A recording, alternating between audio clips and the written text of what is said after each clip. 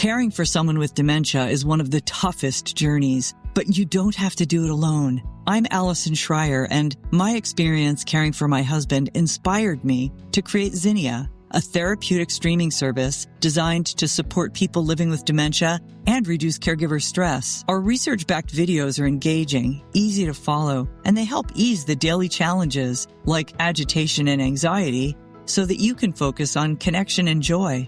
Available by subscription on mobile and TV apps, Zinnia makes every day a little bit easier. Go to zinniatv.com and sign up for a free trial today. Use the code RESOURCE for 15% off an annual Zinnia subscription.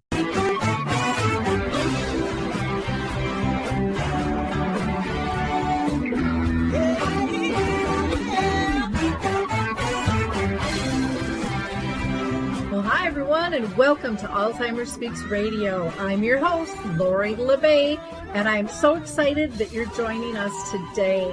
We are going to have a fascinating conversation, as usual, as we learn from people all around the world at all ages and stages of life. Stay tuned as we shift our dementia care from crisis to comfort. Here we go. What you think about, you will bring about.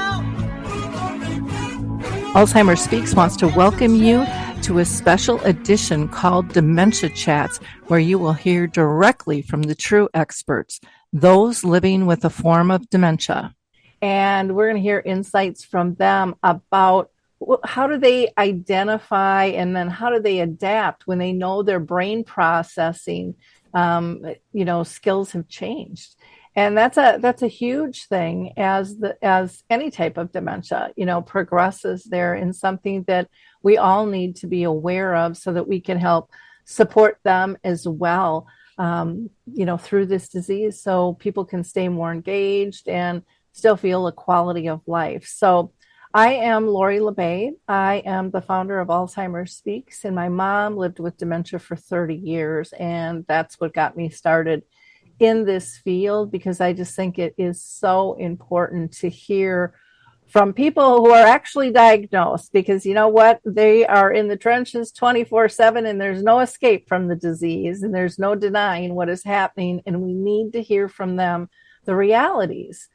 Because if we don't hear, if we don't listen, if we don't pay attention, we're really never going to make any progress here. So I'm so thankful that we have, this panel once a month.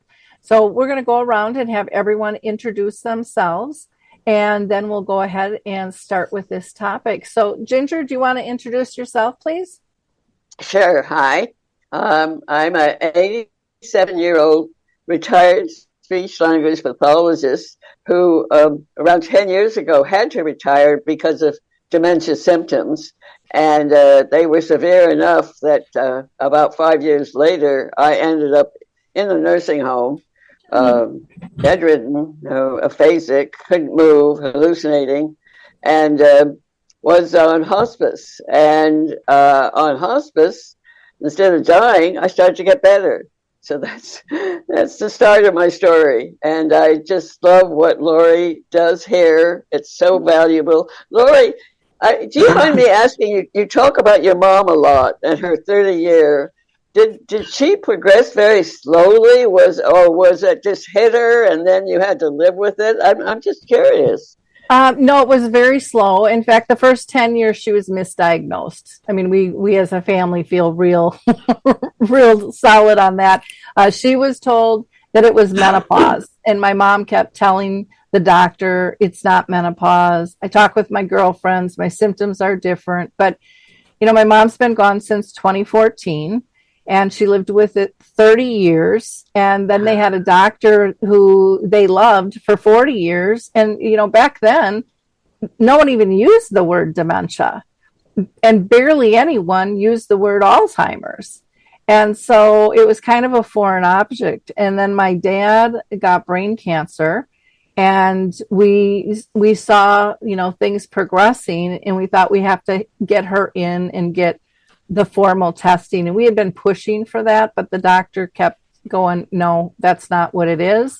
And the only thing they had tested her was the 10-question test, and she had a good day, and she passed with flying colors that day. And then when she went in for the 2-day, the 2 half-day tests, that was horrible on my mom. It was horrible on the family. She came out like a wet noodle and just ready to give up on life, because by then she had progressed so far. And that was very difficult for everyone. And again, we weren't even given the number to the Alzheimer's Association. So we just did this kind of on our own. And there was no connections to other people, living with the disease. There was no connections given to us for other families dealing with the disease. And oh my gosh, we didn't get any resources other than what we found ourselves. I mean, it was really hit and miss. True?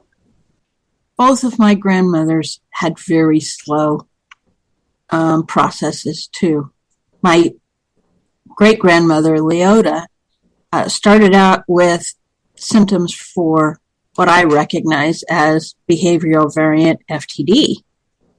And then the vascular came in more strongly, but she had a 35-year journey. And again, she died in like 78. So the diagnosis names, I think she had,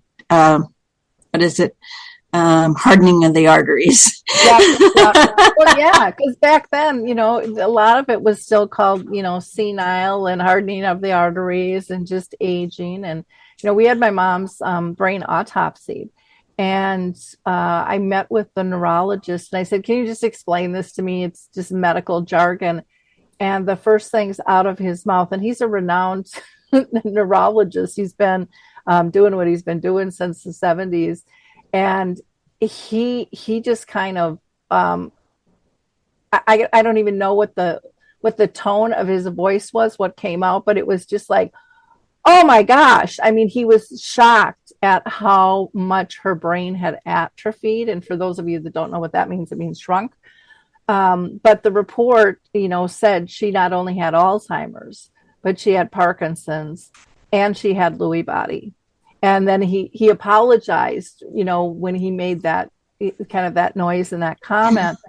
And he's like, I've never done that. And he's like, but Lori, I've never seen a brain this atrophied. And he said, but you have always said she's been living with this for 30 years. And he said, this is exactly what we should expect. And we shouldn't be questioning, families that are saying they're seeing issues or patients that are saying that they're seeing and feeling issues. And I've heard it said that Robin Williams had the worst example of Lewy body that they had ever heard.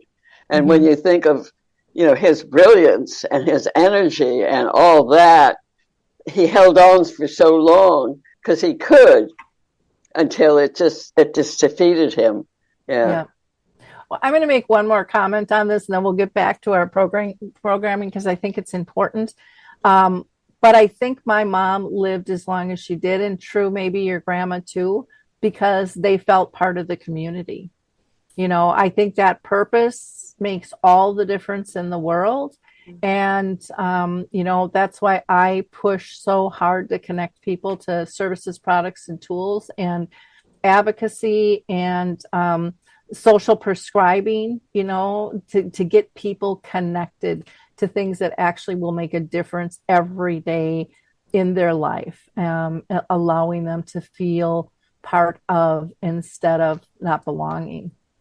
So, Laura, I still hear of neurologists, these are medical professionals, still take people, just go home, take care of them till they die, and without all the resources and the things that your organization has come up with, there is so much. Maybe there's not a cure yet, but there is a lot that can be improved upon. Social support, diet, a lot.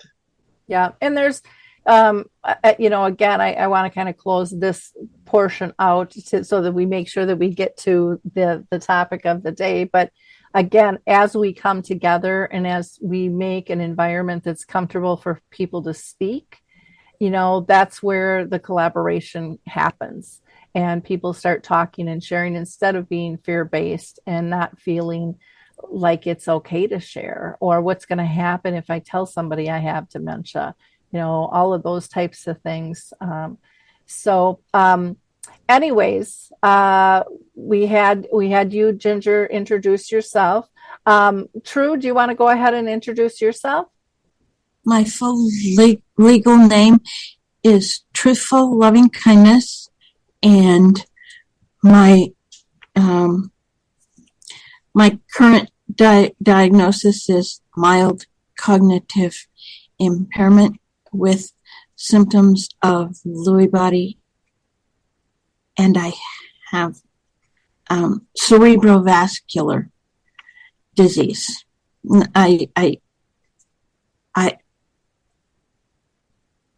I'm active with Dementia Mentors, and I don't blog anymore, but my blog is available. Okay, great. And Karen, you want to introduce yourself? Well, sure. I'm Karen Creekmore, and I don't have my little notes. So I was diagnosed back in 2014. It's changed 3 times, initially with Alzheimer's, then unspecified symptoms of dementia when they didn't find plaques or tangles. And the latest is mild neurodegenerative disorder with probable dementia, or possible, whatever. So it's all the same thing. It's brain change. And what was your next question? No, I just wanted you to introduce yourself. Yeah. So I'm part. I'm living well with my brain change. Part of Dementia Mentors and DAA and other groups and TIPA and you, giving back and receiving all at the same time. This balance that we have. Great. Thanks. Thank you. Cricky, you had brought up this topic about, identifying and adapting when you realize your brain processing has changed. And I guess my first question is, how do you recognize it, or is it different depending on how it manifests? That is an open, loaded question for me because I'm just now coming out of getting back into my routine or new normal, if you will. I think for myself, when I first started, because of all of these groups, I would hear other people's experiences as they were going through, either before or after wherever I was in the brain change. And so I would pick up on these things, and those would help me. But it's the self-awareness that has helped me, only because I know I have brain change, whatever you want to call it. I know I'm going through this, and I don't need a label, but because of this, when something happens, like when I had it was a lithium lisinopril, it was a toxicity, which was life-threatening, in hospital for 5 days years ago. When I came out of that, I live alone. I remember I used to program. I couldn't use my cell phone. I couldn't figure out what little square had Samsung Notes, which had all of my routine on it. So my brain was saying, well, what am I supposed to do now? And then all of a sudden this flash came across my face, and it says, this is what nursing home looks like. That's that point. And I don't remember anything other than just, I couldn't play the piano. I couldn't, and I wasn't freaked out either. I wasn't depressed. It was weird. Anyway, long story short is, I'm sure it was just a few days, because I was still in touch with some people, but I do live alone, and all of a sudden I figured out which button it was, and then it was all these different screens. I couldn't get back to it, but then I just kept breathing. It's okay. I'm okay. We're okay. my higher power, whatever. And it just all, and I'm back playing the piano, not that way, but it was just a few days of lost it. That's the end, but not really, because that's just a new beginning of where I'm going on my path. Mm-hmm. I know I'm not making sense. So anyway, that self-awareness, and this last time I was not self-aware of me losing when I was helping my mom. I wasn't aware that I was leaving out all of my support groups. I wasn't aware that I wasn't taking care of me. And I'm so grateful that I was there with my mom. It was just incredible experience, and I would never change it for anything. But that was the one part that I wasn't aware of, the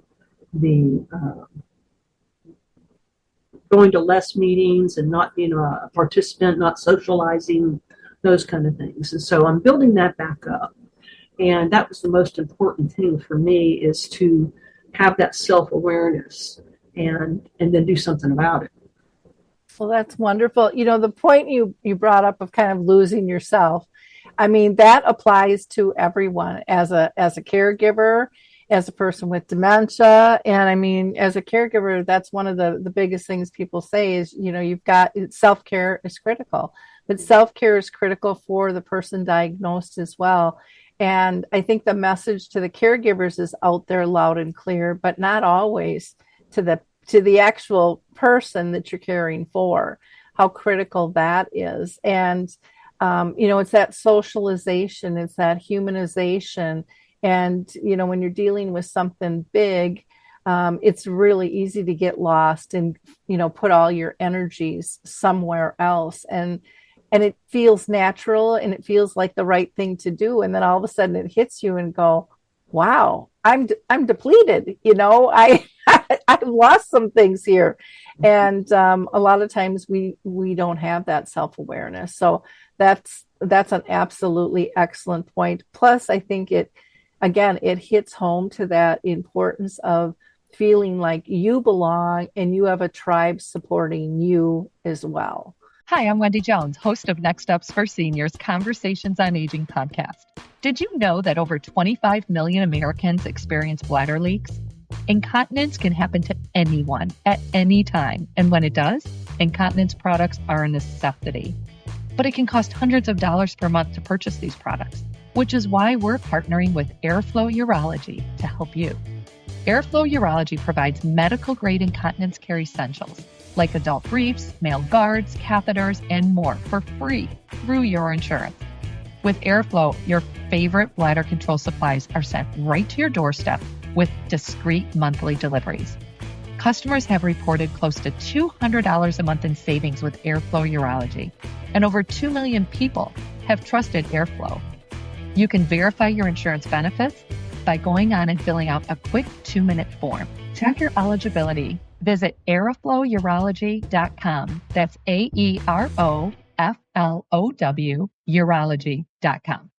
And I had what we call anosognosia, which is a condition where you're not aware of your symptoms, and you don't. And as a speech pathologist, I worked with people with Lewy body. I knew what the symptoms were, and I just couldn't apply them to myself. And I said, no, that couldn't be.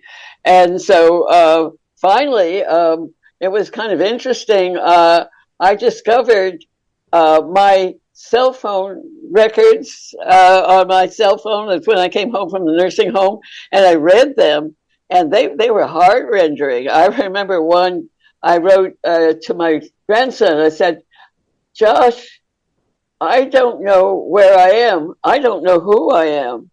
It just so scared, and slowly, I started realizing who I was, and luckily I'm a member of Kaiser. That's my medical, the people who take care of me, Kaiser, for about 40 years. I started working at Kaiser about 40 years ago as a as administrative secretary, and then I became a transcriptionist, put myself through graduate school, and then I went back and worked at Kaiser, and I could go back there and look at, fortunately, all my records, and I remember spending one night, more than one night. Actually, I sent for them, and this is hard to believe, I know, but I sent for my medical records. It came through my cell phone, and there were 900 pages. I kid you not, 900. A lot of that were just lab resorts, one page after the other. But whoa, that was so enlightening, being able to go back and quantify what the start of it and how it got worse and worse over time, and how I ended up actually bedridden and hallucinating and couldn't move. But can you imagine going through 900 pages? Yeah, that's a lot. So for you, Ginger, how do you recognize, or like when do you recognize that things aren't clicking? When we were offline, people talked about the brain processing. It might be that things just don't connect, or it might be that it just takes longer to be able to process things for a reaction, or a thought to form, or for speech to come out. Have you dealt with any of those types of things? Yeah. For a while, I couldn't talk at all. I had I mumbled. I remember reading. Oh, I also found this is kind of interesting too, is while I was on hospice, there was a binder, and it was my hospice binder, and I was able to read it. And unfortunately, I didn't have my phone, or I would have taken pictures of it. I did write down all the medications I was on, all 20, and I remember reading one that was kind of poignant. It was her son just arrived, and she's drooling and mumbling, and her eyes lit up, and that one kind of hit. I don't always remember when he visited, and my other son, who lives in Reno and I haven't seen for years, that's the last time I saw him, when I was right in the middle of my dementia, when I was really not. At the time. You get a kick out of this maybe, but my imagination, I don't know if other people have that or not. I'd love to hear, because my imagination kind of went crazy, and I was hallucinating that there were people in the nursing home that were out to kill me. And I remember I was so serious about that. I was telling my family very seriously. They're actually up. There's a second story here. You can't tell. And I remember, Larry, I remember every one of my hallucinations. They're not like dreams at all. I remember them. I can play them back like I'm playing a movie in my mind. I could describe them in minute detail, all of them. So for you, the brain change was more hallucinations, or not being able to speak, and then being able to kind of come back from that after time. Was there anything specific that you did to, for you personally, to try to get a handle on the hallucinations, or? That's an interesting point. I remember at that one point, as they started kind of to come alive, to come back to me, I remember that I was still hallucinating, and I would purposely, because I was lying there all by myself. It was, by the way, it was 2018, 2019 when I was in the nursing home, and I was no visitors, and the staff all wore masks, and I'm so hard of hearing, and I didn't have a hearing. So I just like it was, the world had passed me by. And I remember starting to get well and realizing that, and thinking, I don't want to lose my hallucinations. I want to keep them. But in order to recover and to be able to talk to my son lucidly, I had to give them up. And I actually almost remember the day, because one of my favorite ones is, this sounds kind of strange, was the room kind of slowly spinning around. I really liked that feeling. I said, Ginger, no more. They're gone now. You have to give them up now. You're recovering. You're going to become yourself again. You have to give them up. And I did. Okay. I did. I remember them, but I don't do them. Let's put it that way anymore. They're gone. Well, So far, and it's been 2.5 years. Yeah. So I've they're never good heard. and gone. Yeah, I've never heard of anyone being able to control that. So that's kind of interesting. That was toward the very end. Towards the Mhm. very end, I certainly couldn't. Oh well, yeah, I did do something. I think we talked about that, Laura. Just to throw in real quick, is I did use a technique called lucid dreaming Mhm. to change the how my hallucinations were. If they were like I thought for a while I was a vicious backed snake, a mean, and I changed myself into a pretty green jeweled pet snake. And so I was able to, and I can now apply that to my dreaming, to my lucid dreaming. So that's something I would love to be able to teach caregivers, or to get that known that it's possible. It takes a lot of effort. It's not overnight, and it's a lot of technique. Like you can kind of maybe Google it or something like that. I'm not the world's expert on it, but I know I do it, and it works, and it helps. Okay. Well, good. Thank you. True. How about you? How do you identify and adapt when you feel like your brain is changing? I don't know.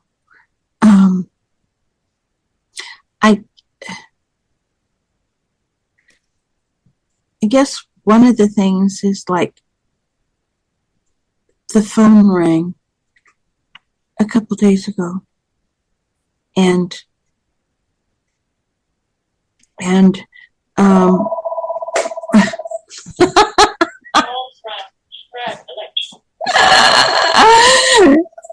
I said, I said,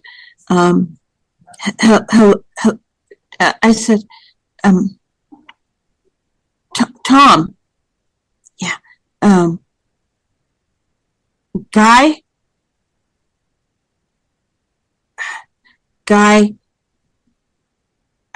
skunk. There was a skunk, and then then I could talk. There was a skunk. Guy is taking it out to the woods. And then he said, oh, okay, have him call back, etc.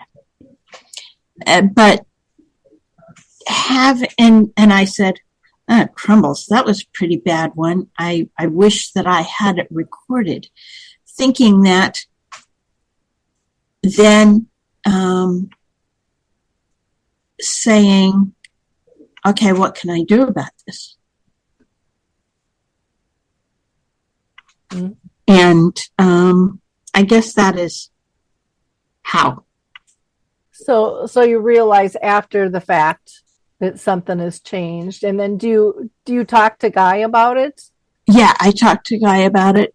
Well, first he called Tom and said, "Thank you for your patience," and blah blah blah blah. But making people aware of it makes it a lot easier for, like, when 4th of July, there were a few people here, and I had to come in because I was having hallucinations, and then I took the dog back to the door, and I told the grandson, "Can you please keep an eye on the dog?" And my husband says, "Why?" And there was no words. I couldn't think of why I needed the dog outside. But then my daughter says, were there some problems with the dog's reaction to the fireworks? And I said, that's it. I need the dog. Yeah, thank you. But having people around me aware of the problem makes it much easier. I don't feel so much on the spot because they can fill in for me. Well, that's nice. That makes a lot of sense. I know there's a fine line of how fast we jump in for you, though, too, Yes. to be respectful. And so it's don't take over and take away, but let people try. That was a great example with the dog. The one thing with the phone I want to bring up, because some of our audience might not know, and I know, True, you've mentioned this to me multiple times. Before we started doing my shows and stuff on Zoom, we were doing them by phone. And you said it's just really hard for you to be able to process just audio alone without any visuals and things. And that is very common for a lot of people.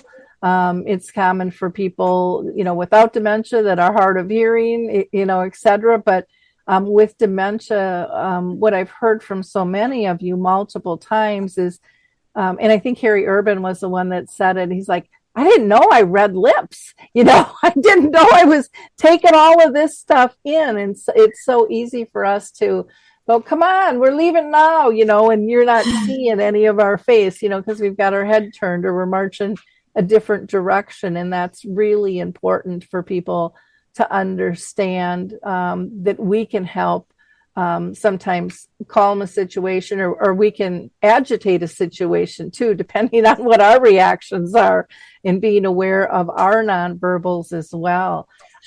Yeah.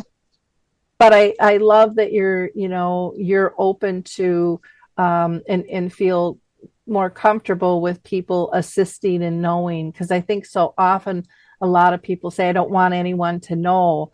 But then there's a whole nother level of miscommunication, that comes about, and people ask, well, why did somebody act that way? Or don't they like me anymore? I mean, it can get twisted sideways so easy. And, if you're friends, people want to support you, but they can't if they don't know what the deal is. I talked to a friend that's a neurologist about some of the sound processing issues. And he said that one of the biggest problems is that your brain loses the ability to prioritize sound. Mm-hmm. So everything goes in a basket, and then your brain is trying to pick out what sound comes from what. And it's losing that ability. So the sound of the refrigerator motor, the sound of the PC motor is all interfering with your ability to pick out those consonants and vowels. So that's a big thing, especially with those of us that have temporal lobe damage. So I have a question for you, because this is another thing. I've heard from a lot of people that they're more sensitive to sound. Have you found that to be true? I see. Yes. True and Creaky shaking their head. How about you, Ginger? Are you more sensitive to sound? Now, I know you have hearing loss, so maybe that won't apply for you. Yeah, I have a tremendous hearing loss. At the same time, I wear very powerful hearing aids, and you can hear every little tiny, like a clinking at the restaurant. That going to a restaurant it's impossible for me. Just not worth it. People always seem to sit me near where that's to happen. But yeah, I am. I think we're deeply sensitive to almost everything. Talking about showers, throw this in. That was the one thing I hated more than anything in the world, was taking a shower. Is that feeling of the pressure of the water on your skin and the slab, the shower be not padded. I remember my rear end was so bony that I lost 140 pounds. I refused to eat because I would look at food. I would look at the food there, and it looked like moving lava. And I was hungry. I wanted to eat, try, and I couldn't, so I just stopped eating, period. And I think that was probably one of the low points of I was emaciated. Fortunately, now I'm pretty normal. Thank goodness. It's been about 3 years now. I've kept the same weight, so I'm pretty happy about that. But I just noticed coming out of this operation that I had this hip replacement, I lost it reminded me, it's a little scary. I've got to throw this in. I'm going through a little bit of a tiny scary period because all of a sudden I'm tremoring again and food refusals, and I'm thinking, oh my God, I can't bear the thought of starting over again. But I'm slowly getting better, and yesterday, no pain for 24 hours. That's a change.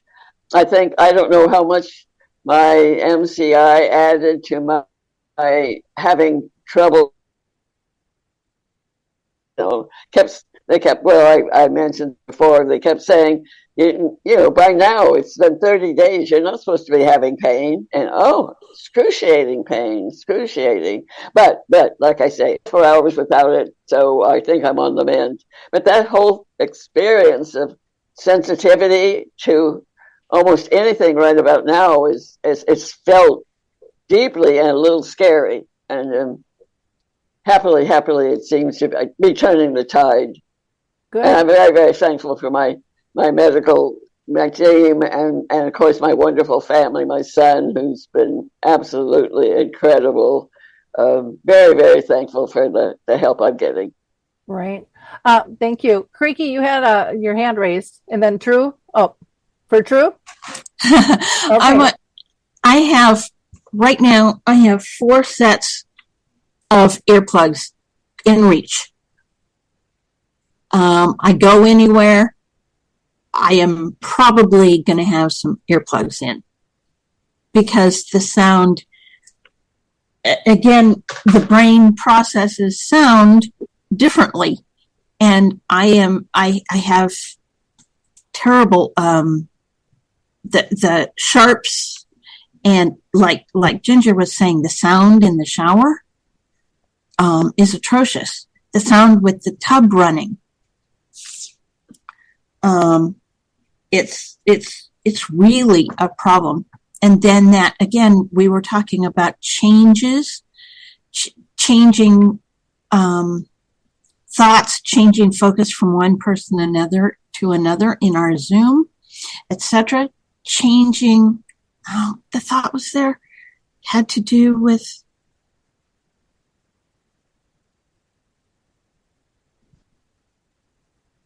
that was the background for what I was going to say, and now what I was going to say is gone. Hi, I'm Wendy Jones, host of Next Steps for Seniors Conversations on Aging podcast. Did you know that over 25 million Americans experience bladder leaks? Incontinence can happen to anyone at any time, and when it does, incontinence products are a necessity. But it can cost hundreds of dollars per month to purchase these products, which is why we're partnering with Airflow Urology to help you. Airflow Urology provides medical-grade incontinence care essentials like adult briefs, male guards, catheters, and more for free through your insurance. With Airflow, your favorite bladder control supplies are sent right to your doorstep with discreet monthly deliveries. Customers have reported close to $200 a month in savings with Airflow Urology, and over 2 million people have trusted Airflow. You can verify your insurance benefits by going on and filling out a quick 2-minute form. Check your eligibility. Visit airflowurology.com. That's AEROFLOW urology.com. So was it because you had mentioned like if there's 4 squares that are showing right now, and you had said like if you and Creaky were talking and then someone else jumped in, sometimes it was hard to flip into the next conversation, that it's not always the same conversation in your mind. Yeah, changing topics, changing people that are speaking, changes, period, are just so slow. the processing of the change is difficult, and it takes more and more time. I mean, I've been living with symptoms for 20 years now, and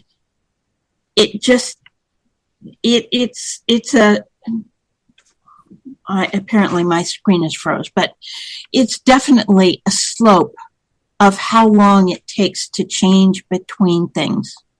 Mm-hmm. What about, one of the things I want to ask you guys about is touch. Because, I did a program, this was years ago, about the senses and how they change. And the person I was interviewing goes, no, there's no change. And I said, well, you just do me a favor. And over the weekend, just monitor that. Just really be on top of, the sound, the sight, the touch, the smells, taste, all of that stuff. We got back together and she's like, oh my gosh, I had no idea, because they were all subtle changes. But she said, somebody can't approach me from the back anymore because it startles me and it'll scare me, and that can make me a fall risk, now. But it was really interesting, or how tastes have changed, and all of our senses affect our perception. And then, of course, that affects our communication. Mm-hmm. And itself, along with, the processing that can go haywire within that. So, Creaky, have you noticed anything like with your other senses, like touch and things? Okay. I'm so sorry. I knew I shouldn't have come on. I would like to, yes, that's what I'm going back to what I do nowadays. When I had help coming in, if somebody were going to change, we can't do this on Zoom, but my friend would come in. She was anyway, and if she was going to change the subject or the topic, mm-hmm. Instead of just blurting out, oh, by the way, I might be, oh, da da da, she goes, change the sub, this is changing the topic, blah blah. So that allows me to breathe. Mm-hmm. Clear my brain, new subject, and then talk a little slower. I just want to, I'm just going to share this. I wrote this probably with Prue's help back in 2020, a communication letter to everyone. I was diagnosed with blah, blah, blah at 59. I'm the same person I was before my diagnosis. I comprehend everything you say. It just takes a bit longer to hear the question or comment, process it, and respond.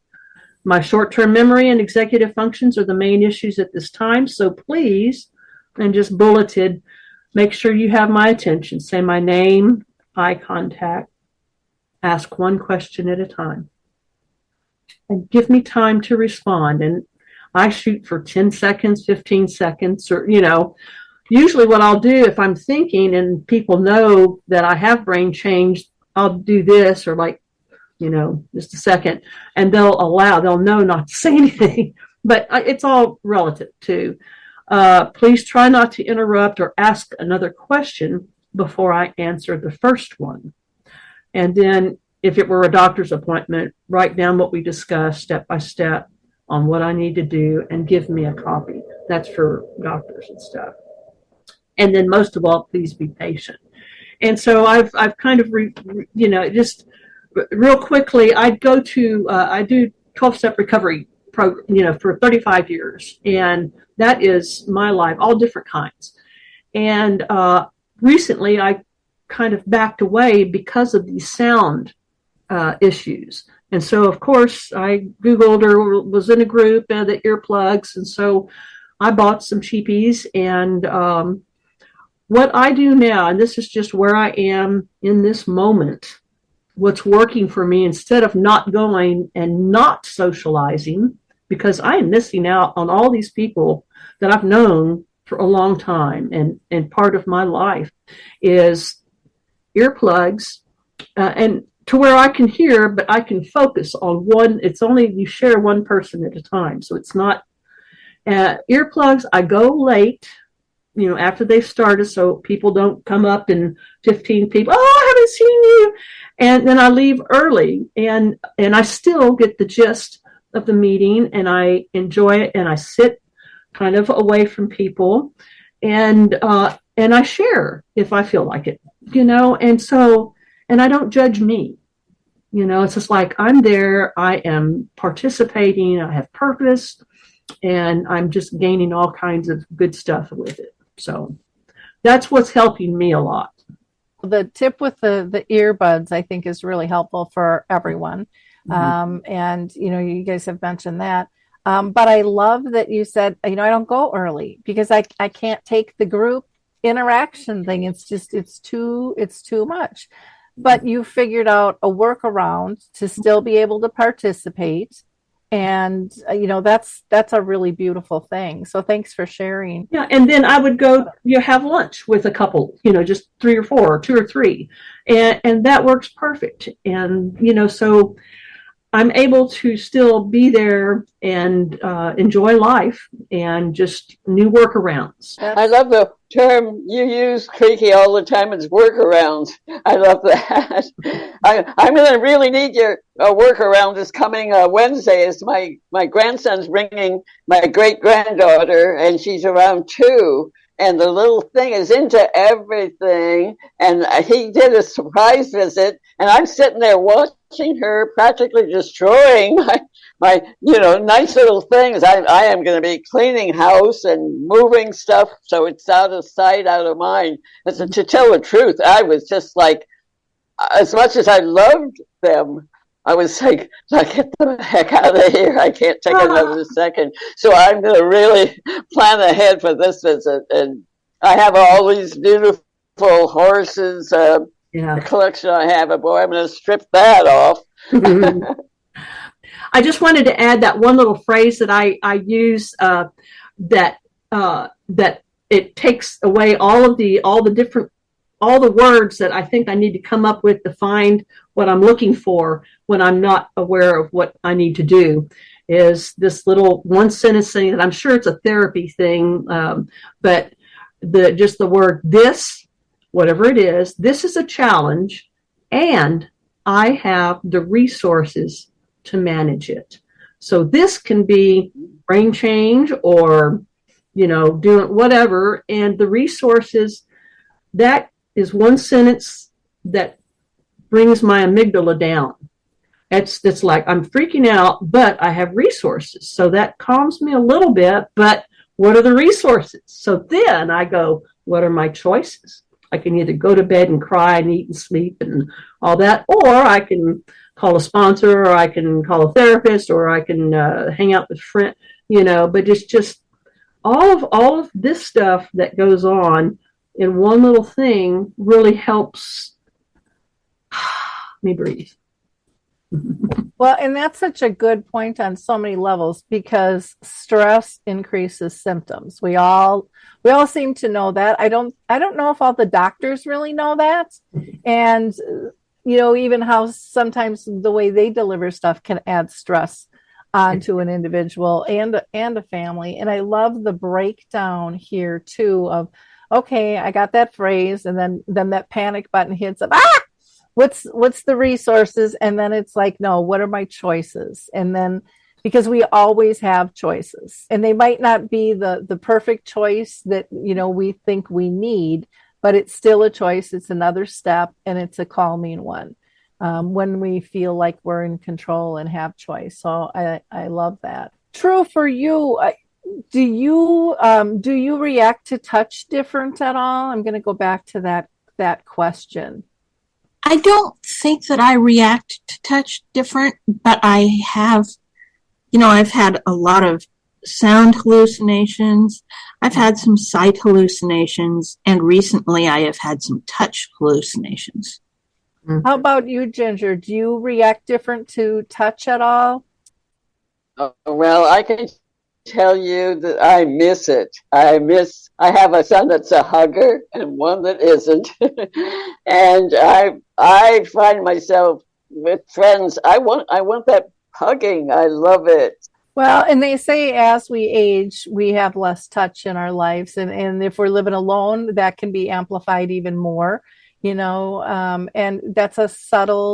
that can be a subtle change that happens over time, but it can make a difference. What I found with this woman who I interviewed was it was more of the startle piece, like when you said with the shower, that coming down when it first hits you, it's like, what is that, or somebody approaching from the back, or just touching you in a different way.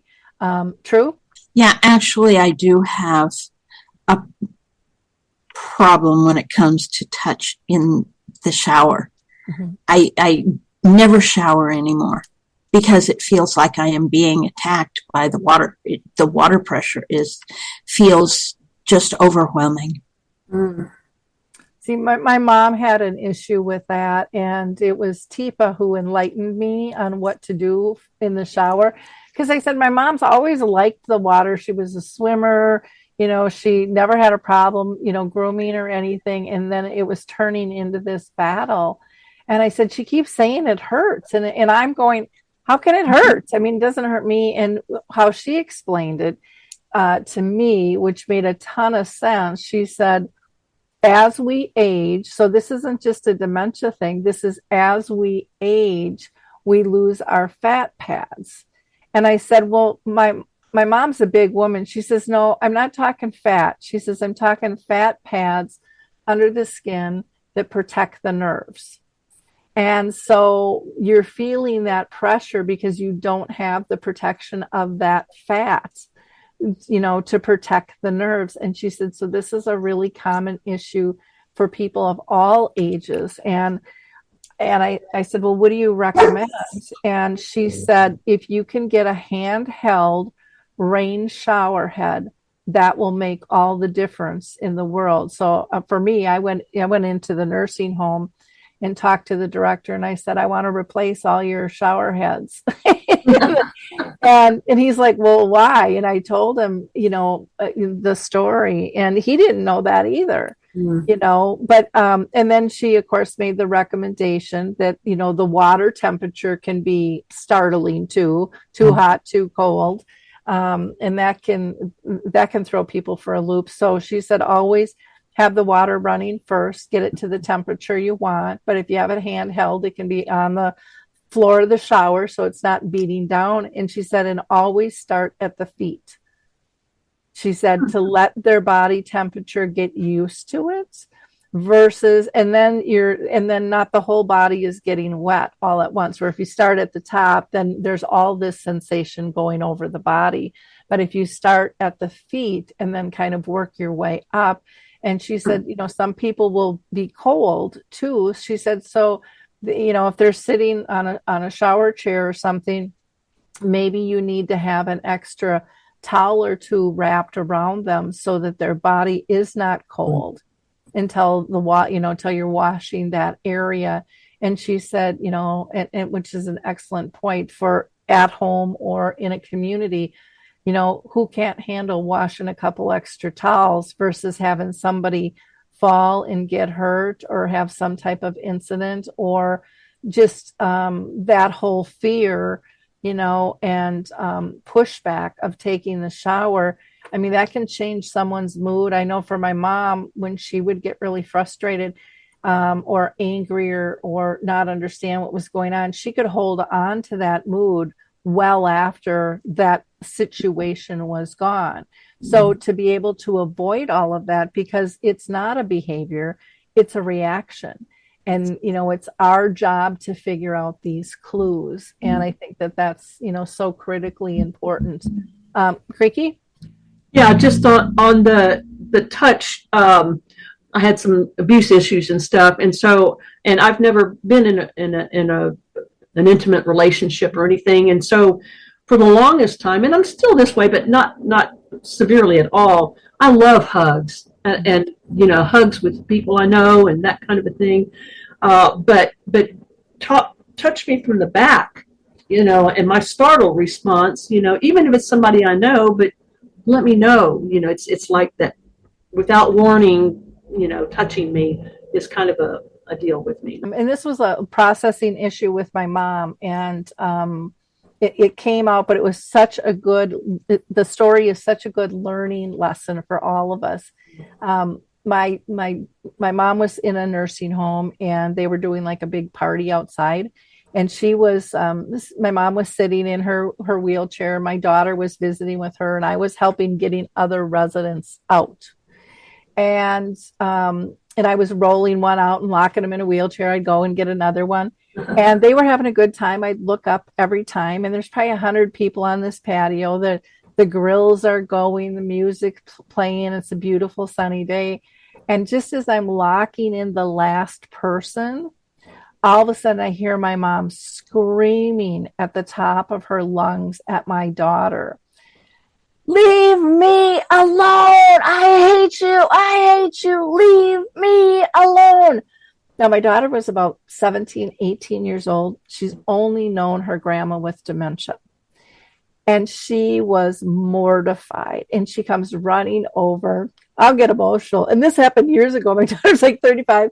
But she comes running over, and her lips quivering, and she's just got tears streaming down her face. And she goes, Grandma hates me. She hates me. I didn't do anything wrong. And I just gave her this big hug. And I said, your grandma does not hate you, honey. I said, explain what happened. And she said, we were just sitting there. We were having a good time. And we were laughing and talking.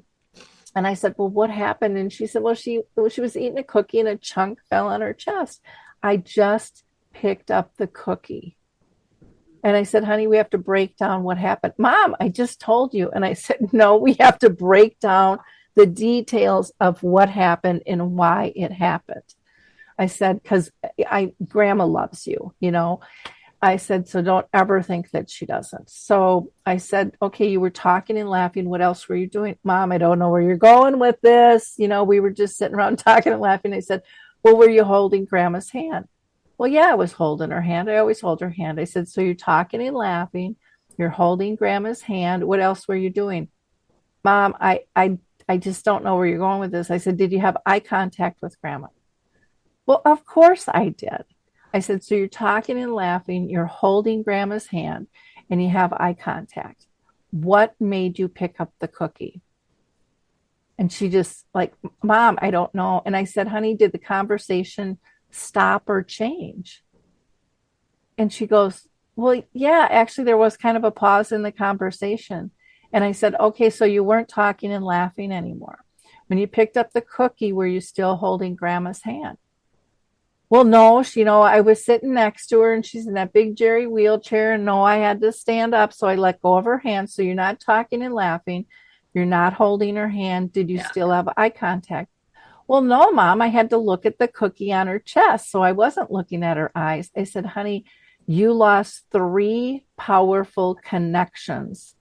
And in that nanosecond, when you reached in to pick up the cookie on her chest, you were a stranger, and her reaction was perfectly logical. It was a stranger danger situation. Why are you touching me there? And so she yelled out. Her perception of what was going on, the way her brain processed that was actually quite logical for kind of that bump in the road connection. And, we have to be much more conscious and in looking at why there are these reactions instead of just labeling them. Oh, it's the dementia, it's the this, it's the that. No, that's not enough. Don't call it a behavior. That's not a positive thing. It's a reaction or a clue to tell us something isn't functioning the way it used to. So what can we do to help support that?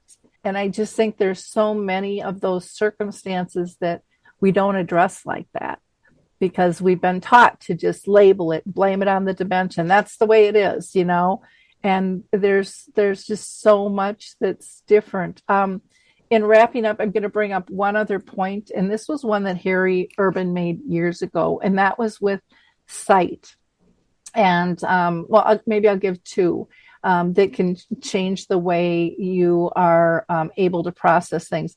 One was, I'll say, Norm McNamara's first, when he talked about walking into a shop with dark green carpet with there were like gold weeds, lined up. It was kind of like a Jack and the Beanstalk type thing. But his perception was that those weeds were snakes, and they were standing up and coming after him. And, and it was a whole depth perception change. And again, a lot of that can change with aging, but it can be complicated with dementia. But Harry Urban talks, and now I got to remember the point I was gonna make with Harry, because he gives us so dang many nuggets, and now I forgot the one I was gonna say. It was the one with Harry where he was starting to feel real paranoid. And he was working at his desk, and he kept thinking somebody was behind him, and he kept looking, and there was never anybody there. And then Hazel, his wife, came in, and he said, someone's there. And she's like, no, nobody's here. Well, she ended up figuring out that what was happening was it was a sunny day, but there were some clouds. And when the clouds came, they had the blinds open and the room would darken. And he couldn't piece that together anymore. So Hazel shut the blinds, and then, it disappeared. So it's getting creative and looking at not only the person, but the environment in terms of what is going on, because so many things can be adapted to, like the great adaptions you guys have talked to today. But we have to be open to recognizing them and taking that challenge on, and using that quote that this is a challenge, but I am able to manage this. And not but mm-hmm. This is a challenge and mm-hmm. not but. Okay. That's just me. That's just the way I see it. This is a challenge, and I have the resources. My amygdala goes down, and then I work on the resources. That instant freak out settles down just for me. This is just my, it's just that one thing, and then I move on. Yeah, and that's a good distinction. It's kind of like the improv is the and for opportunities and possibilities and things with that. And I think having the word resources mm-hmm. in that phrase is so important, because that's what triggers our brain to, okay, what are those resources? Solution. What are the options? Instead of just giving into it. Yep. Yeah, otherwise it's a nice phrase. It makes me feel better, but it doesn't do anything. Well, again, a wonderful, insightful conversation. I appreciate you ladies so much for sharing. To our listeners, I hope that you learned as much as I did from them. And again, I really encourage people to like, click, and share this. Don't keep these nuggets secret. The more we can spread the word and, change the stigma of, people with dementia can't contribute and can't troubleshoot their own disease, can't be involved, will be a huge, huge step. And the other thing that we're doing here is identifying issues that might help you identify issues. If it's with a loved one, a coworker, a stranger, it doesn't make any difference. But just looking at the world a little more broadly, being a little more accepting, and hopefully helpful. So thanks, everyone. Oh, go ahead. One more thing. Thank Sorry. you, Lori. Thank you. That's right. Take what you like, take what I like, and leave the rest. And that goes anytime I'm in a group. And I mean, when you've met one person with dementia, you've only met one person with dementia. Yep. So that might apply, that might not. That doesn't mean it's bad or good, but take what I like, leave the rest. So Thank you, Lori, for the platform. Appreciate it. So, well, thank you. And again, I that saying, when you've met one person, you've met one person. I believe in take as much as you can, because even what doesn't apply today might apply tomorrow. What might work, today might not work tomorrow, but it might work, a week from now. So that's kind of the way this disease works. It's fluid. And, we have to keep that in mind as well. So thank you all so much. We will catch you next time. Bye-bye. Thank you. Bye. Bye-bye. Hi, I'm Wendy Jones, host of Next Steps for Seniors Conversations on Aging podcast. Did you know that over 25 million Americans experience bladder leaks? Incontinence can happen to anyone at any time, and when it does, incontinence products are a necessity. But it can cost hundreds of dollars per month to purchase these products, which is why we're partnering with Airflow Urology to help you. Airflow Urology provides medical-grade incontinence care essentials like adult briefs, male guards, catheters, and more for free through your insurance. With Airflow, your favorite bladder control supplies are sent right to your doorstep with discreet monthly deliveries. Customers have reported close to $200 a month in savings with Airflow Urology, and over 2 million people have trusted Airflow. You can verify your insurance benefits by going on and filling out a quick 2-minute form. Check your eligibility. Visit airflowurology.com. That's AEROFLOW urology.com.